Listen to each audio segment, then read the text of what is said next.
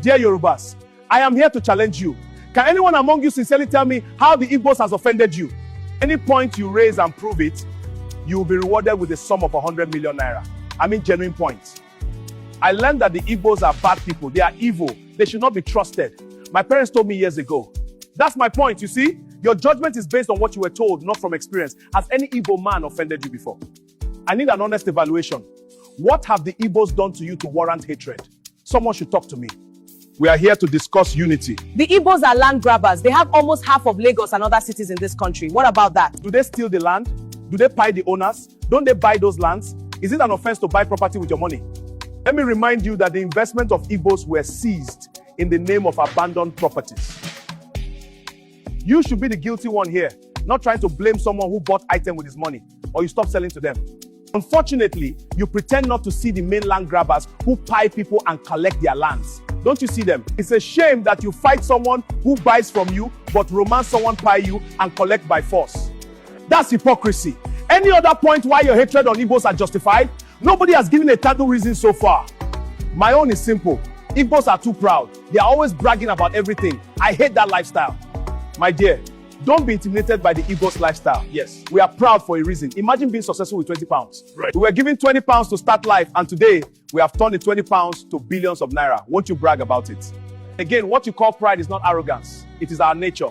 Igbos adopted the leopard as our symbol for a reason. I will explain. Leopard is known for independence. Like the leopard, the Igbo spirit thrives on self-reliance and personal achievement. Leopard is intelligent. The leopard wins through strategy, just as the Igbo value wisdom over noise.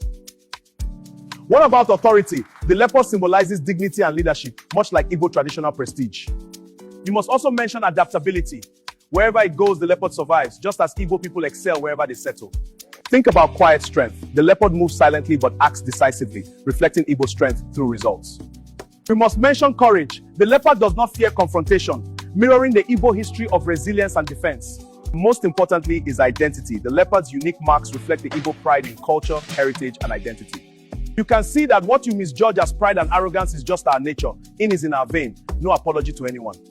Shall we proceed with my question? Tell me what Igbos have done wrong to you that make you to hate them so much.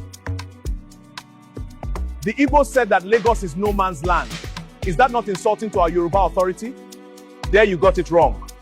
If you are familiar with history, you should know that the phrase was first used by former governor of Lagos. It was Governor Jakonde who stated that Lagos is no man's land. It didn't come from the Igbos. Check your history well. Some Igbos said that on social media. Doesn't mean that Igbos said that Lagos is no man's land. You are looking for excuses. The last speaker is from Ekiti. So are you claiming Lagos? Lagos in Southwest doesn't mean Ekiti man should claim it either. Why not allow the owners of Lagos to lead the fight if they are not happy that someone said that Lagos is no man's land? Why is Oyo man shouting up and down as if Lagos is his state? You claim what is not yours but turn to call someone land grabber for buying land. That's hypocrisy at its peak. Well, let me have more points. Why do you hate Igbos so much that most of you are now obsessed with Igbos? During elections, Igbos don't support our candidates. They will always vote for candidates we didn't support. They are rebels. I am glad you raised the point. Let me use the opportunity to educate you on democracy. People make their own choices. You don't impose candidates on people. On the part of Igbos, an Igbo doesn't support substandard leaders or unaccountable leaders. They go against any leader who is not standard enough. The Igbos are Republican in nature. They always go for the best, even at village level. Any other point to justify your hatred on Igbos? No point raised so far has been meaningful enough. I need points that make sense. Igbos destroy Lagos properties during NSAS protests. Is that reason not good enough to justify our hatred on them? Honestly, you are being unfair to Igbos. How was that Igbos protest? Remember, the protest started at Warri before circulating to other parts of the country. Warri is not Igbo land. Then in Lagos, it was peaceful until there was shooting at Lekki toll gate. Most conveners of the protests were Yorubas. So, how did you turn to blame Igbos on the protests against SARS brutality, which affected everyone in the country? This is one of your propaganda against Igbos. That was how some of you linked the Kwara issue to IPOB. Your media used propaganda to tag 1966 coup and Igbo coup, even when the participants of that coup have come out openly to debunk it. You insist that Nzogu was an Igbo man that plotted coup, yet you turn to say that Nzogu's village in Delta is not Igbo. You said that Aguiyi is the cause of Nigerian problem. How? Aguiyi introduced unitary system, but go on changing federalism. We've had other military regimes and democracy since then, yet you still blame a man that left the world 60 years ago. What a shame. You keep talking about the coup that happened 60 years ago, but you are afraid to talk about the one that almost happened this year. Cowards! Your propaganda against Ojukwu is that Ojukwu caused civil war. You don't even mention that Gowon failed to implement Aburi Agreement. In Aburi, Ojukwu and Gowon agreed on restructuring where every region would control its resources, but your father refused. You know that this was what caused the war, but you have refused to talk about it the way it is. You shy away from the truth. And now you are asking for the same restructuring which your father rejected 60 years ago. Is that not hypocrisy? Think about the Igbos must go protest you have always agitated for. We claim one Nigeria, yet you harbor such thoughts in your heart. Well, for sure, Igbos will leave Lagos one day. But remember the street of Lagos during Christmas period. You think you can survive without Igbos? How many Igbo man's shops have you demolished? How many of their buildings have you destroyed? What about shops that got burnt? Remember, they bought those properties with their money. They invested heavily on those places, yet you keep destroying them. Your mother said it in 2019 that you would convert the investments of Igbos to your properties, and it is happening now. Your father threatened with Lagoon how he will push them into it. It happened during 2023 election. We claim to be in one Nigeria. What about the infamous Asaba massacre which your uncle spearheaded? Your uncle pied thousands of unarmed innocent civilians. All of you are happy to hear that your daddy initiated the policy that cut food supply, which led to the pain of millions of Biafrans.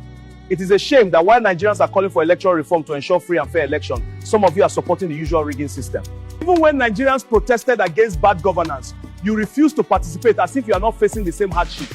As others were protesting against hardship, you initiated your own protest on Igbo must go as if your problem is Igbo. Even when President Trump and Americans have enough evidence on Christian persecution in Nigeria, you still find a way to blame Igbos. Even in the church, you still show your hatred on Igbos. A priest stopped church service in Yoruba land because Igbo son was raised. A Nigerian player missed the penalty and you blame the entire Igbo, forgetting that a Yoruba player missed the penalty for World Cup qualification. I can tell you 2,000 ways Yorubas have offended Igbos, but you can't point out a single way Igbo man has offended you. It has gotten worse to the extent that you now transfer the hatred to any Yoruba person who doesn't hate Igbos. What a shame. Imagine your propaganda that an Igbo man pie an Hausa man. Even the person who pie the Hausa man is from Benue. Remember, your attack and propaganda make us stronger. You leave your business to face Igbos. We have not offended you. No matter how hard you try, you can't point out a single way we have offended you. All the things you mentioned have no basis. The only offense of an Igbo man is that he came to your land to progress, and that brings jealousy, envy, and acrimony. Let me say this finally. Messi is marked, Ronaldo is tackled, but nobody cares about useless players.